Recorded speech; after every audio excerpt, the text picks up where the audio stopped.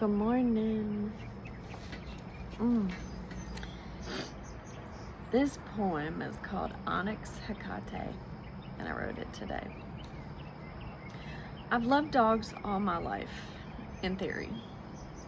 I don't like their breath or how they slobber or their giant poo or the fur everywhere. I had a dog growing up, Honey Bun. My sister and I got her for Christmas, and she was the cutest puppy. I'm not sure if I actually remember getting her or if the photograph in my mind is the memory. I don't recall much from childhood except flashes of nightmares. An old man in my room at the first house we lived in, Fayetteville. I must have been around elementary school. My sister around the age of 2 throwing up beef stew all over her crib. I vividly remember seeing orange slimy carrots. Around the same time I was supposed to be napping, and I took a poo on the floor beside my bed because I was afraid I would get in trouble for being out of my room, and also probably a little bit rebellious. I remember having sleepovers with my parents' friends' sons, and all 4 of us pulling our pants down at the request of the oldest son, who was probably around 10.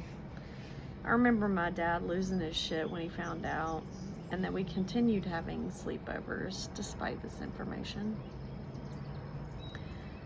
I remember, and I digress. About 6 months ago, I found this large purse online.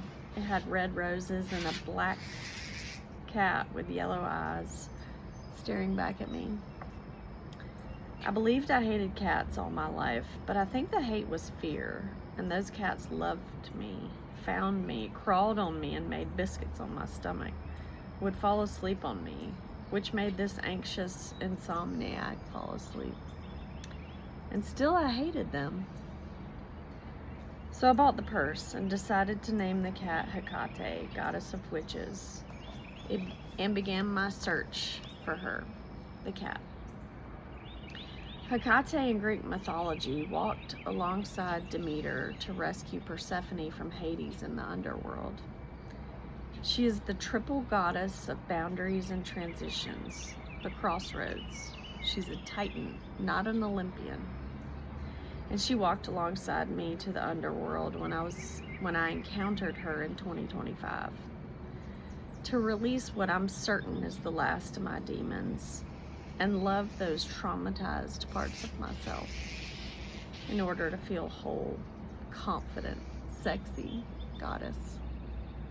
And I digress. My good friend Mariah found a feral mama cat with 5 kittens in her shed recently. 5 symbolizes humanity, balance, and life itself.